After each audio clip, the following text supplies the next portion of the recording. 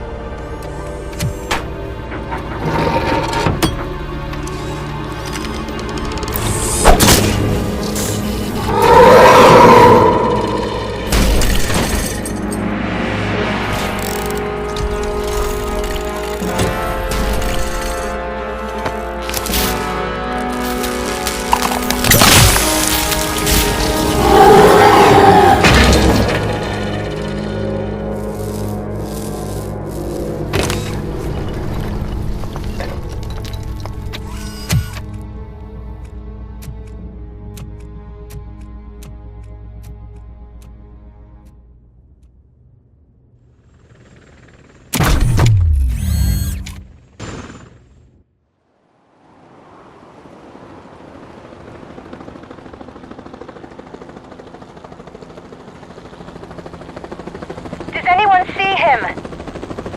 I can't see anything. Move closer.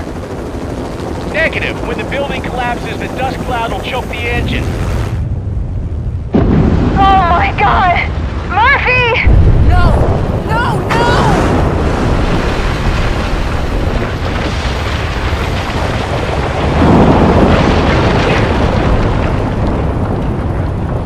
Wait! I see something! Is that him? Talk to me!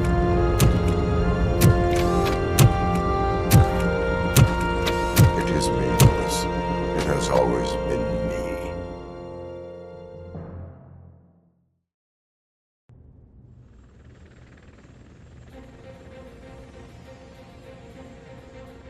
Another week passed since the OCP's magnificent giant has fallen. OCP's new CEO assured us that the destruction of its headquarters will not stand in the way of finishing Delta City. Japanese corporation Kanemitsu has already shown interest in OCP's most prominent project. We at Media Break welcome them with open arms. Delta City, yokoso! From the City of Wonders, we're back to Detroit. The city's debt has reached a new peak. Re-elected Mayor Cusack, asked about his plans for reform, said he had other plans instead. OCP is the weakest it's ever been. We'll sue them even if we need a Japanese lawyer, he assures us. Now it's time to introduce a new segment, You the Detroiters, where we share feel-good stories from our local communities. Disgraced Senator Farrell took hostages at the local theater and called for his reinstatement. However, a former vagrant and the theater's newest employee managed to defuse the situation. When asked why he decided to risk his life, Pickles, a European cinema connoisseur, said that it was simply disrespectful to interrupt the screening. Let's just hope Pickles does not influence the theater's movie selection. Next up, Sunblock 5000 model nearly torn to pieces by an ED 209 after not adhering to the 209's instructions. The dispute over a parking space could have turned deadly if it wasn't for Dr. Olivia Blanche, a seasoned psychologist who managed to keep a cool head during the 209's intervention. Dr. Blanche's new book, Coping with Loss, is said to be of value to both people and machines alike. A defamed reporter funded by terrorists after trying to illegally broadcast a hit piece aimed at OCP. Samantha Ortiz has been spotted collaborating with a terrorist group led by a woman known in the underworld as Bertha. OCP denies. We're sorry for the disturbance. Fortunately, this time it was a minor one. Let's move on. A new world record has been set in Detroit. A man called Funeral Bob attended his 1000th funeral this year. The record-breaking funeral belonged to Max Becker, a former OCP executive. As it turned out, Bob was its only attendee. The OCP delegation did not arrive due to a rescheduled business meeting. We hope the meeting went well. Moving on. The owner of a local restaurant, Onion Baji, in cahoots with a ring of zoo thieves. The restaurant was proved to source the ingredients through crime. The arrest was made by a rookie neighborhood cop, Ulysses Washington, and according to his statement, it wasn't the first animal he had saved.